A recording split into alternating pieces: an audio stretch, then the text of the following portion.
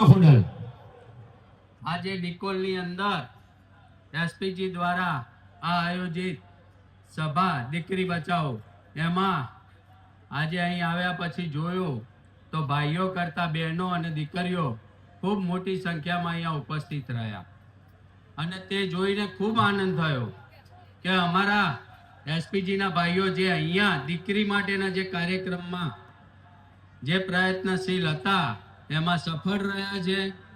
તમામ નિકોલની બેન દીકરીઓએ ભાઈઓ કરતા વધારે આમાં સક્ષમતા બતાવી છે, તે બદલ હું બેન દીકરીઓ અને ભાઈઓનો આભાર માનું છું।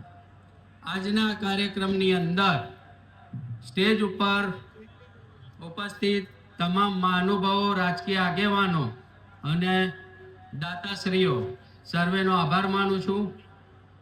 એનાથી મોટો આભાર કે જે વક્તાઓ શ્રીઓ અહીંયા આવીને આપણને ઘણું બધું માર્ગદર્શન આપ્યું બેન દીકરીઓ માટે અને ઘણી બધી માહિતી આપી।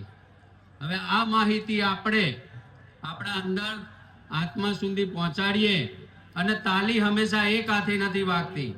દીકરી બચાવવું એ મા બાપની પણ ફરજ છે અને મા બાપની આબરૂ બચાવવી એ દીકરીની પણ ફરજ છે। તો આપણે બધા સાથે મળીને આ જે અભિયાન હાથ ધર્યું છે એમાં સાથે પોતાના આડોશ પાડોશમાં કે ક્યાંય બી કંઈ બી લાગતું વળગતું હોય તો અમારી એસપીજીની ઓફિસ અહીંયા નિકોલની અંદર છે, એમાં આપ જણાવજો। અમે અમારા થતા જેટલા પણ પ્રયત્નો છે એ પ્રયત્નોથી અમે ઘરની આબરૂ ઘરમાં રહે એ રીતના પ્રયત્ન કરી જે પણ સમસ્યા છે એનું નિરાકરણ કરીશું। એસપીજી વર્ષોથી કાર્યક્રમ કરતું આવે છે। સૈનિકોને જે શહીદ થઈ ગયા હોય એમના પરિવારજનોને દાન આપે છે, બ્લડ કેમ્પ કરે છે, વૃક્ષારોપણ કરે છે, દીકરીઓને ભણાવવા માટેનું મદદરૂપ થાય છે, ચોપડા વિતરણ કરે। પ્લસ હમણાં ઘણા વક્તાઓએ કીધું કે મુખ્ય 4 સ્તંભ, અમે એસપીજીની અંદર મુખ્ય 4 સ્તંભ નથી, અમે દરેક તાલુકા જિલ્લામાં જોડાયેલા જે અમારા વર્ષોથી સાથ સહકાર અને સમર્થન આપતા કાર્યકર્તાઓના ટેકાથી આખું એસપીજી ચાલે છે। તો દરેક લોકોની કંઈક ને કંઈક સફળતા, મહેનત અને પોતાના દ્વારા થતી હેલ્પથી આ સંગઠન ચાલે છે। જેમ કે ઘણા સંગઠનો ચાલી રહ્યા છે એમાં એક હતું શાસન, એક વ્યક્તિત્વ વાળું સંગઠન, એવું આ અમારું એસપીજી સંગઠન નથી।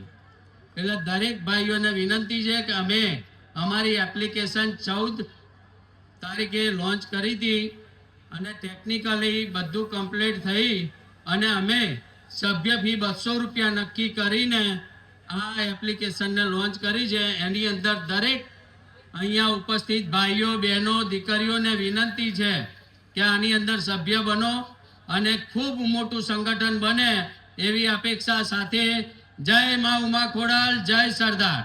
ખૂબ ખૂબ આભાર।